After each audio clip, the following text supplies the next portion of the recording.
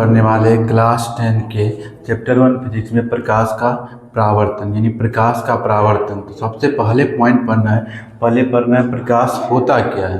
यानी प्रकाश का अगर हम डेफिनेशन बोलेंगे तो प्रकाश वह साधन होता है या वह कारक होता है जिसकी सहायता से हम किसी भी वस्तु को देख पाते हैं या किसी भी वस्तु को देखने की संवेदना उत्पन्न होती है हमारे मस्तिष्क में। किसी भी वस्तु को देखने के लिए प्रकाश का होना अनिवार्य होता है। किसी भी वस्तु पर जब तक प्रकाश टकराती है या परावर्तित होती है तो परावर्तित होने के बाद हमारी आंखों पर या दृष्टिपटल पर क्या होता है, उसका प्रतिबिंब बनता है जिसके द्वारा हमें उसका इमेज दिखाई पड़ता है। तो वह यानी प्रकाश है किसी भी वस्तु को देखने में हमें मदद करता है या प्रकाश की सहायता से हम किसी भी वस्तु को देख पाते हैं। प्रकाश की जो चाल होती है क्या होती है, विभिन्न माध्यम में अलग अलग होती है। यानी प्रकाश की चाल निर्वात में 3 × 10⁸ मीटर पर सेकेंड होती है। 3 × 10⁸ मीटर सेकेंड होती है। यानी निर्वात यानी जहाँ पे हवा भी नहीं होना चाहिए। यानी और उसके बाद पानी में दूसरे माध्यम में प्रकाश की चाल क्या होती है, भिन्न भिन्न होती है। और प्रकाश हमेशा जो गमन करती है सीधी रेखा में ही गमन करती है। प्रकाश जो गति करती है हमेशा सीधी रेखा में, यानी कर्व लाइन नहीं गति करती। रुक जाओ। प्रकाश के स्रोत यानी प्रकाश के स्रोत यानी सोर्स ऑफ लाइट, यानी स्रोत मतलब जिससे हमें कोई चीज़ प्राप्त होती है। तो प्रकाश के स्रोत यानी जिस वस्तु से हमें क्या होता है, प्रकाश प्राप्त होती है।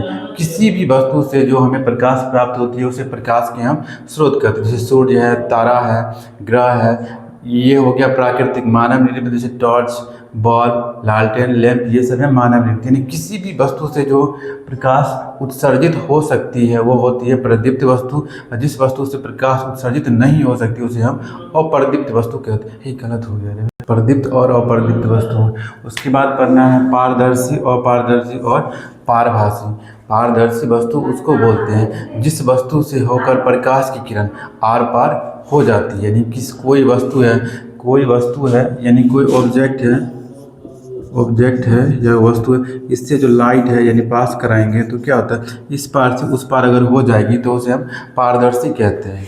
यानी या इस पार से उस पार यानी किसी वस्तु के इस पार से उस पार अगर हम देख पाते हैं तो वो क्या कहलाती है, पारदर्शी वस्तु कहलाती है। लेकिन यदि किसी वस्तु से प्रकाश की किरण इस पार से उस पार नहीं हो पाती है तो उसे हम क्या कहते हैं, अपारदर्शी वस्तु बोलते हैं।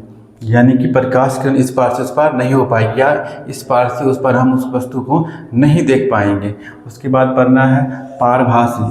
पारभासी मतलब होता है जिस वस्तु से होकर प्रकाश की किरण अंशतः या कुछ मात्रा क्या होती है, इस पार से उस पार हो पाती है। यानी कुछ ही भाग जो होता है, जैसे कोहरा हो गया या तिल लगा हुआ कागज हो गया, ये सब क्या होता है, पारभासी वस्तु का उदाहरण होता है।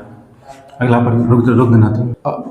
अब प्रकाश के परावर्तन के नियम के बारे में पढ़ेंगे। यानी प्रकाश का परावर्तन क्या होता है, जब प्रकाश की किरण किसी चिकनी सतह या चमकीली सतह पर पड़ती है। यानी कि अगर लाइट किसी चिकनी सतह या चमकीली सतह पर पड़ती है तो पड़ने के बाद क्या होती है, वापस उसी माध्यम में लौट जाती है। इस घटना को हम क्या कहते हैं, प्रकाश का परावर्तन।